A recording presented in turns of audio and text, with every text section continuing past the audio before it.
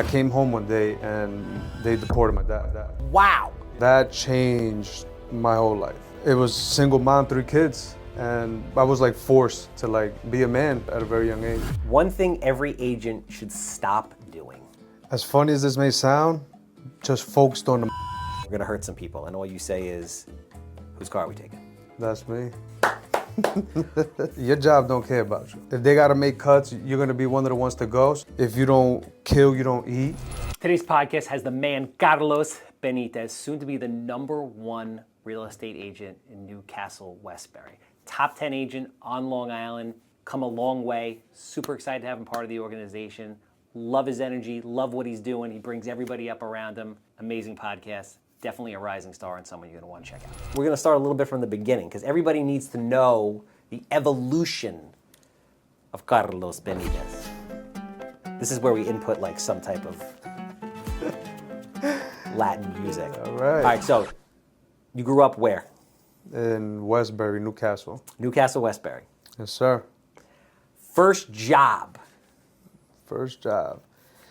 Hanging coats for tips at 7th Street Cafe in Garden City. At 13 years old. So basically like, so I'm curious, like, did your family instill hard work in you? Because bro, nobody's out there at 13 hanging coats. It was just ambition. Just like my parents were working too hard to like stop and focus on what I was doing. So like, I was like, all right, I'm not gonna bother them. Let me go out there and make some money on myself. Was this like, hey, there's things that I want in life. I know no one's giving it to me. I better go out there and earn it for myself. 100%. 100%. Like what was it? Like, do you remember that moment where you were like, yo, I got to get a job? I mean, I started early. I used to start cutting grass on my neighbors' houses. I door knocked my neighbors and say, hey, listen, you got a dog? I'll walk him for you. You know, $5, $10. Stuff like that is always been an ambition to work. My parents worked extremely hard, so I think I get it from them for sure.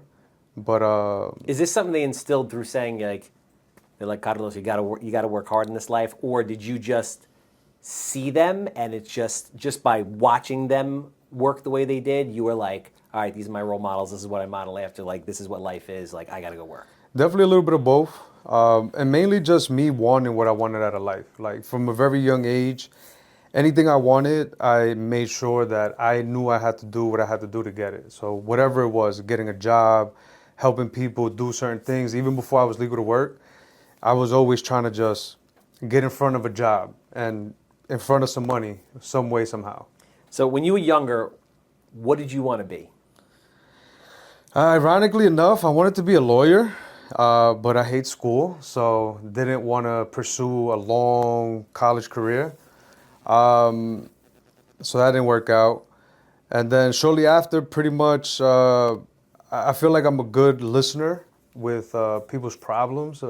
People like a lot of my friends, they lean on to me when they got girl problems, job problems, financial problems. They're like, all right, let's all bury it on Carlos. He's going to listen to me. And undividedly, I'm always on my phone. But if somebody reaches out and they got something going on, I'm like disconnected and I'm like tuned in all the way. So you're like that dude from the scene Town. Like when your buddy calls you up at 3 a.m. and goes, listen, I need your help.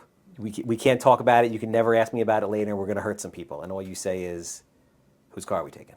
100%. That's me. What life experience shaped you to who you are today?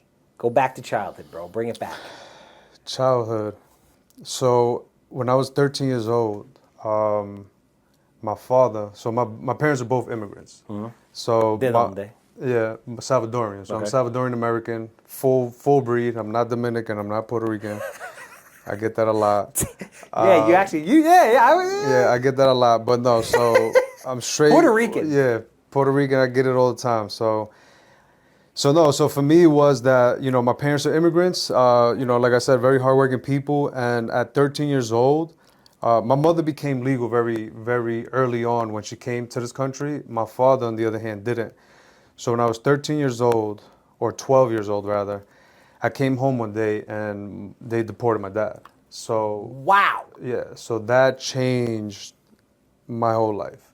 So I came home and it was single mom, 3 kids, and I was like forced to like be a man at a very young age.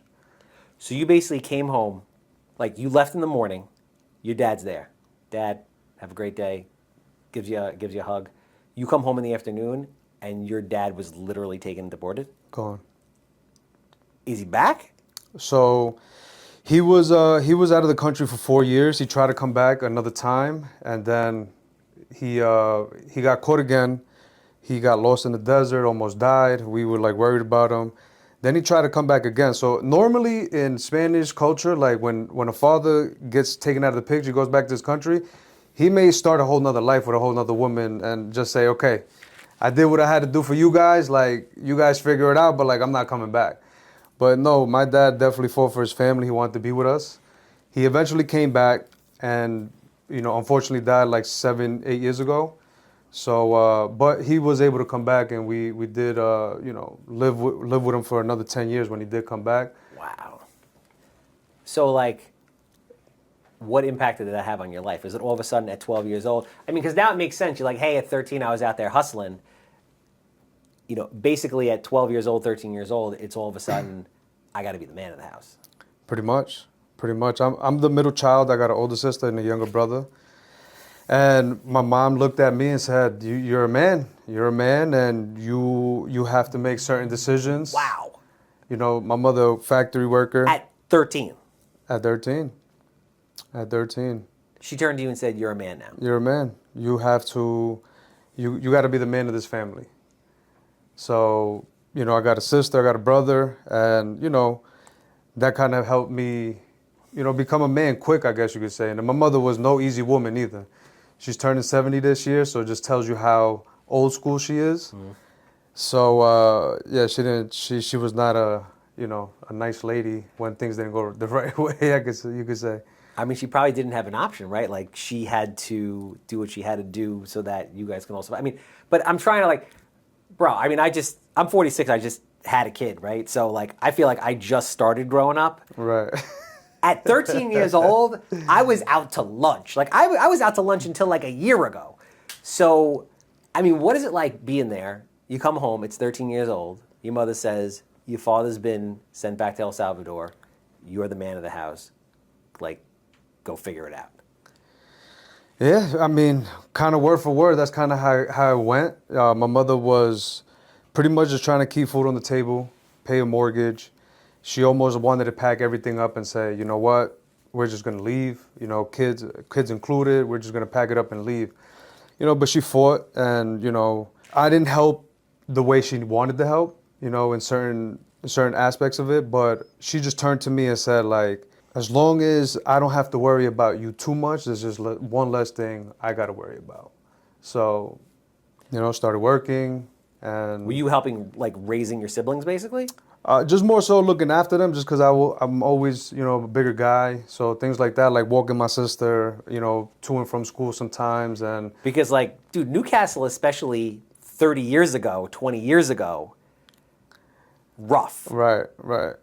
Yeah. So, those are the things that, I was up against, the neighborhoods, the environment, things like that.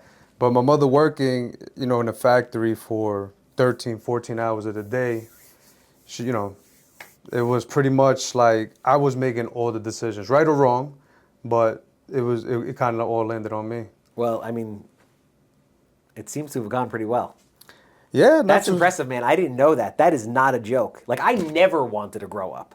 I don't want to grow up now. My parents call me Peter Pan. You really had to grow up at 13 years old. 100%. Let's talk a little about real estate. What were your first years in real estate like? How long have you been in the industry for? So I've been in the industry 4 years. 4 years. Just renewed my license, so that's how you kind of remember where you're at. Mm-hmm. For me, I was kind of lucky. I kind of, first month, one of my best friends going to school, he was looking for a house with him and his family. And I was in the middle of getting my license. He kind of told me about it. I said, hey, listen, I'm going to have my license in X amount of time.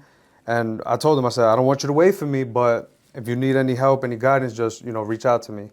Long story short, as we all know, not every agent is doing their job at the right capacity. So that's what happened to him. He wasn't really happy with the service. He reached out to me, and I got my first deal like 3 months into the game. Damn. But so people don't know, like you were also working a full-time job. Like you've been in the car industry for 11 years. a decade. Yeah. And recently you left to proceed to, basically chase your dream of real estate full time. Full time. At Handsome Real Estate. Dude, that's a big deal. Do you realize it's a big deal? Because I realize it's a big deal. I mean, it's kind of like skydiving, Kind of like skydiving, jumping off, parachute a on the way plane, down, and maybe. just building the parachute as you go down. The first couple of seconds feel exciting, and you get this rush. But ultimately, though, the best move I've made so far, and it's going to be a good story to tell. I'm excited, man. I'm excited to be a part of it and watch it. So, what's the biggest struggle you faced so far in real estate? You've been in real estate for 4 years. Right out the gate, you had success, which is amazing. But as we know, nothing ever goes smooth for a long period of time. What's the biggest struggle you faced in the industry so far? Just building a business. When I got into this, I felt like it was going to kind of be a job, like always having a job mentality. I was like, okay, you get a license, and being a real estate agent is like getting another job. And I never looked into what it took to really be an agent. It just looked good. It looked attractive. I've always been into the real estate model, more investing than anything.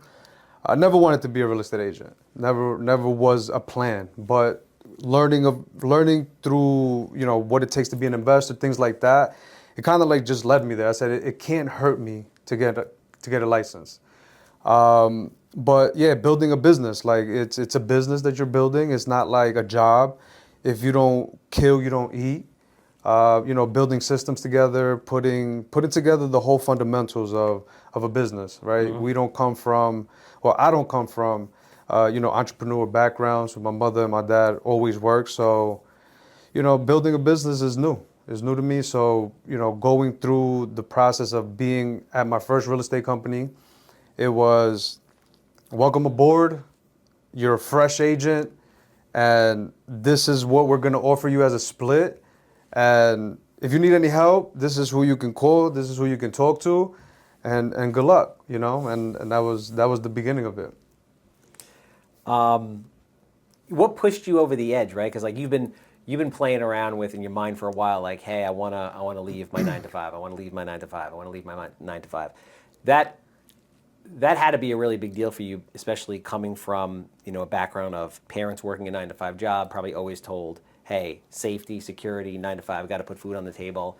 Now you're taking the leap, which is a big deal. I'm really proud of you for that. So what was it that ultimately pushed you over the edge and said, like, I got to go for this?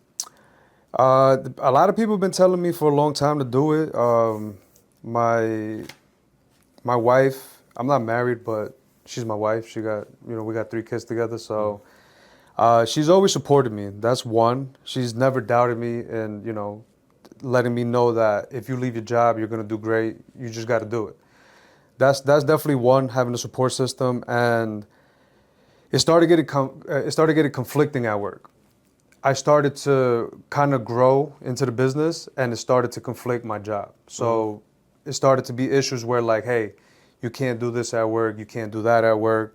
So it became a situation where I had to pick. It's either I was going to pick the 9 to 5 and just say, I did what I did with real estate and just kind of throw away all that work, or get rid of the 9 to 5 and say, hey, I got to try it. And worst case scenario, I mean, there's jobs is always going to be there. So That's true. So that's what I did. Was there a moment in real estate where you almost quit? No, not yet. I haven't got punched in my face like that yet. No. So it's all because I've had steady flow of referral business, and that's the only business that I've done is referral business. And because I had a 9 to 5, it was never like money was an issue. Like money's always come, through work. So I haven't had that moment yet. What's the hardest real lesson real estate has taught you? Right? Like, there's a lot of lessons on the way to building a business. Like, it's just, I would say being an entrepreneur is like getting kicked in the nuts over and over and over again with like a few kind of brief happy moments followed by another swift kick in the nuts. Well, yeah, that's the biggest thing. Like celebrating a win and then turning right around and being unhappy because you have to go and chase it again. Like it's a non-ending chase. Like it never stops. Like you can close and sell 5, 6, 7, 8, 10 houses, but it doesn't stop, right? So like one moment of happiness on the other side of that is you have like I gotta get back to work. So people that you're around kind of look at you and say, well, like when are you gonna be happy? Like when is enough, right? So I think that's one of the things that it taught me that it's a non-ending grind. It's something forever. So when people say to you, when is enough enough, what do you respond to them? I don't know yet. I don't know yet. I think it's something that I'm gonna have to figure out as I go, or it's a pretty short journey so far. So I'm gonna learn as I go. What do you love about it? Real estate. Um, I'm giving my kids a new outlook at life, right? I'm not gonna be a regular traditional worker. So allowing them to see me build a business, work the way that I work, and conduct business, right? So when I take phone calls, whether I'm on a drive to soccer practice or, school, some of those phone calls are like I'm fist pumping in the air and I'm like, yeah, I got a W. And then the other ones are like, I can't believe this just happened. So it's like, and then they're intrigued, like, what's going on? And they start asking me 100 questions. So I got a 14-year-old son, so he's kind of like taking after what I'm doing. So it's pretty cool.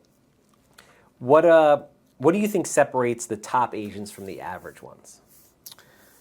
I say consistency and not switching off too quick. Like figuring out what it is that you want to do, because real estate is broad. You can do numerous amounts of, lead generations and any type of business style that you want.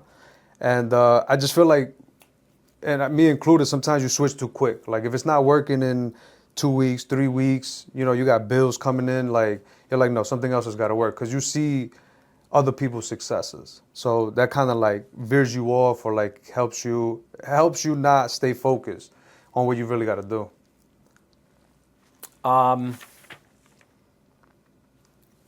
What habits have contributed most to your success, would you say? I would say being a family guy, being a family person, being a father. I feel like all my business has been first-time home buyers, people that are starting families. I own a home myself, so I feel that I relate to a lot of these people. So, when people are starting families and buying their first home, and, I kind of put myself out there with what I got going on, they relate. So I feel like that helps, attract the business and, people connect with me. So I know you're on a mission, obviously raised in Westbury. Westbury obviously has a special place in your heart. Like you grew up there, you know it, right? So like we're on a mission. To take over. That's it, right? Be the number one agent in Westbury. What would that mean to you? What would it mean to you in 16 months, 18 months from now to turn around and be like, I'm the number one agent in Westbury?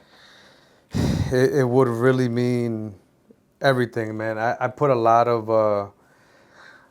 blood, sweat, and tears into my town, and good and bad. So turning into a positive light and just it would allow me to give back to my community. It would allow me to show kids growing up like what is possible, like giving them something to look up to. Like I wish I would have had a Spanish Latino guy showing me about real estate when I was growing up. It would have been a lot easier to take some of these steps and stuff like that. So that's what would mean a lot to me. What mistakes do you see a lot of new agents making? The correct leadership. I think the correct leadership, or sometimes not picking to get some type of leadership, like joining a team. Sometimes, just going to the first thing that you see. Sometimes may not be the best fit all the time. Although you're gonna learn no matter what. You know what I mean? So ultimately, though, it's all on you. No matter what it is that you decide that you're gonna do, team or no team, it's really gonna be what you put out is what you get.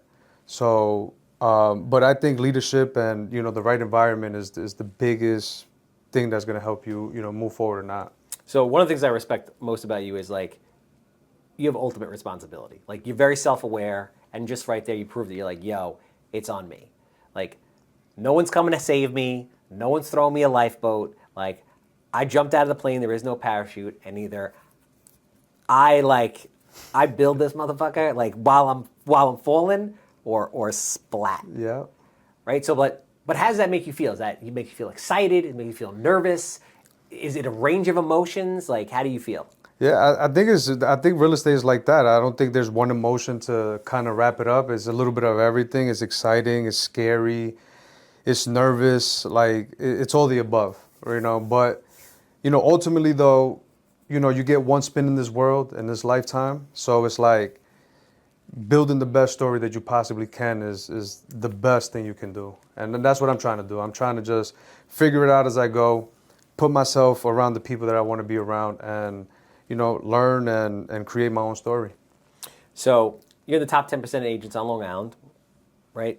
8 deals closed in the last 12 months. You got a bunch of stuff active, under contract, getting ready to close, really getting momentum. There's a lot of agents out there. Like there's 30,000 agents in Long Island. Half of them, or 60% of them, haven't done a deal last year. You're in the top 10%, right? Doing deals 3 months out of the gate. What do you tell agents who want to be at your level that aren't there yet? It doesn't come easy for sure, but there's business out there. There's business out there. There's money for everybody. It's just all about being in front of people. One thing that's helped me for sure is just my background with just knowing a lot of people from growing up, right? Just being out there, right? So growing up, I wasn't home all the time. Like being out in the world and really experiencing and connecting with people. I think that just makes the biggest difference. Like you're not gonna get connected with people by not being around people, right? So I think that's the biggest thing you have to do is go out there, connect, network, and follow up. It's the biggest thing.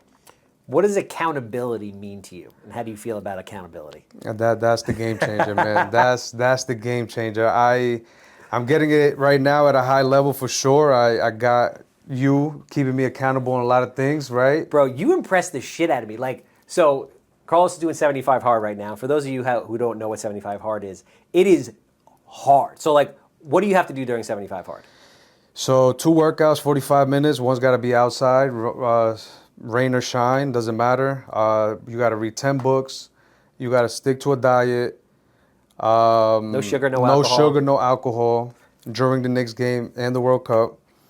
I think that's it. So and then one photo every day. One photo every day. So then we started a chat, right? We got the 75 hard chat, and every day I'm like, what's up? And every day like clockwork, I don't have to say a damn thing. First thing in the morning, bang, there's the workout.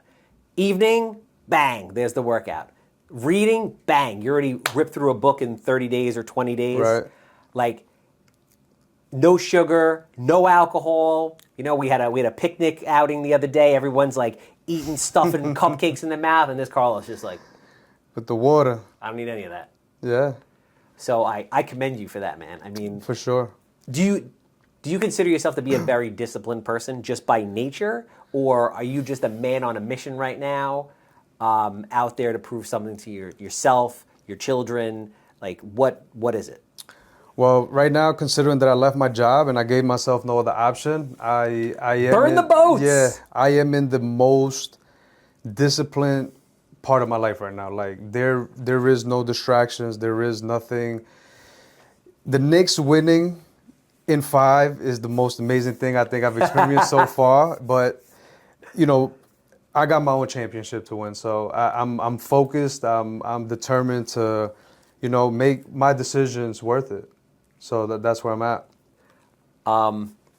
What are you looking for in the next chapter of your business? I want to be able to basically give back in the sense of like leadership, right? Like I want to be a leader in the business. I want to be somebody people can look up to and lead the right way. So when I say that is like lead with purpose in the sense of like where I'm going to do what I would want others to do as well. And in order for them to propel their business, whether it's life or personal, it doesn't matter, right? But I just think that like just showing through action, right? Like composing myself in a certain way, act in a certain way to be able to, be a leader and for people to like, kind of want to follow my footsteps. If there's an agent out there who's like, they want to leave their job, they're doing like $40,000 or $50,000 in gross commission, but they're stuck, right? Like can't get to the point where it's like, oh, I'm making enough where I can leave my job and take the leap. But they are getting some traction. What would your advice to them be? I would say, I wish I would have did it sooner. I would say just do it because your job don't care about you. The day of tomorrow, if, they start going bankrupt or anything like that, if they got to make cuts, you're going to be one of the ones to go. So if they don't care about you, you might as well do it. Like, what's the worst that could happen? You get another job, whoop-de-doo. So you made a comment before about like environment being like important. How important in business is your environment? It's cliche. A lot of people hear it on YouTube. A lot of people listen to podcasts and they say, surround yourself, surround yourself, surround yourself. And by far for me, over the last couple of weeks, I'm living that right now, where it's like I'm surrounded by a bunch of people that are like super intentional about what they want. And when it's like that on an everyday basis, it kind of like, it makes you either feel like an outcast or you're gonna fall in line with those same goals. So for me, I think it's everything. It really does make the biggest difference. And then, obviously being able to get in contact with a guy like you, super successful, doing all the things that you're doing, how can, like when you call me, right, and say, hey, Carlos, we're gonna do X, Y, Z. I can't turn around and say no. Like, how I'm gonna say no? You know what I'm saying? Like what's my excuse? So like being around people that are doing it every single day, it just makes it kind of almost easier for you. Like it's almost like becomes a habit for you. Yeah, no, it's like it's this energy. It's like it's addictive. It's like you get caught up in it. Yeah. What are you most excited about over the next 12 months? Like I know you got some big goals. We'll lay them out. The Vivid Vision was intense. I was there for it. You have a lot of big personal goals and a lot of big financial goals, but like high level, what are you really most excited about in the next 12 months? I think just diving back into the purpose of being in real estate, which is, start to build some verticals. Obviously, I want to just focus on being a real estate agent and making the revenue and making the money. But getting into the investment space is probably going to be one of those things that I'm most excited about. Being able to learn from, my sphere, my circle, and people around me, is going to be, what's exciting. On the clients front, because, you do a great job by your clients. People love working with you. What do your clients appreciate most about working with you, would you say?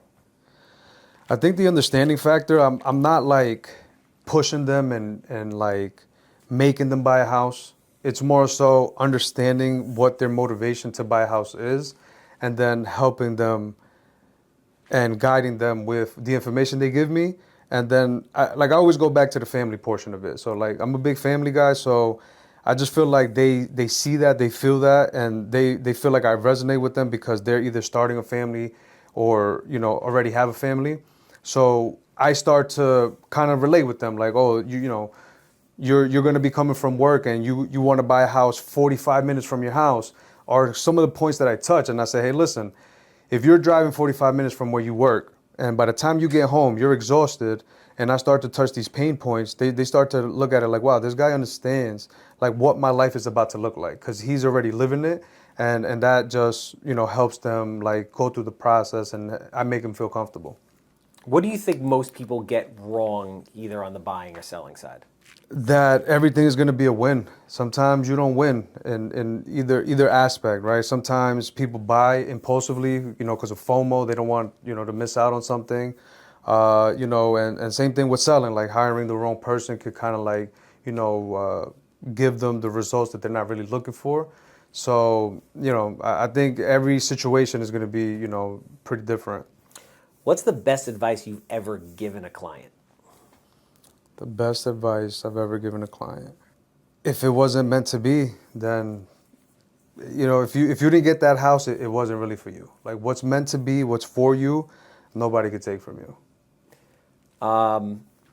In your opinion, What makes a transaction successful for you, in your eyes, whether it's buying or selling? I just think that the happy emotions, like when at the end of it, when everybody's happy, because not all transactions end that way. Like some people transact and at the end of it, they're like, whoa, what did I just do? But like going through a transaction and then seeing somebody happy, genuinely happy, and then they're like showing the world and they, then they're referring you, and just because of how you made them feel through the whole process, like that to me is what the success part of it is. All right, we're going to do some rapid fire. Let's do it. Favorite local restaurant in Westbury? Pollo Paisa, Colombian. Favorite neighborhood on Long Island? Favorite neighborhood on Long Island? I'm going to Newcastle. Biggest business book recommendation? I'm going to go The One Thing, You just like- because I just finished it. You like that shit? Yeah. Most underrated success habit? Consistency. Coffee or energy drinks? Coffee. Early bird or night owl? Early bird. Best piece of advice you've ever received? Just do it. One thing every agent should stop doing? As funny as this may sound, just focused on the money. If you focus just on the money, it's going to run. You got to focus on the work. One thing every homeowner should know? Not all agents are created equal. That's what's up. I appreciate you, my man. Listen, I'm honored to have you with us in my presence here today. You've done great things. I'm excited to watching you achieve even greater things. You're just an amazing person, and I'm blessed to be in your company. So thank you very much for believing in us, and we're here for you, and I'm excited to see what happens in the next 12 months. Appreciate you, Charles.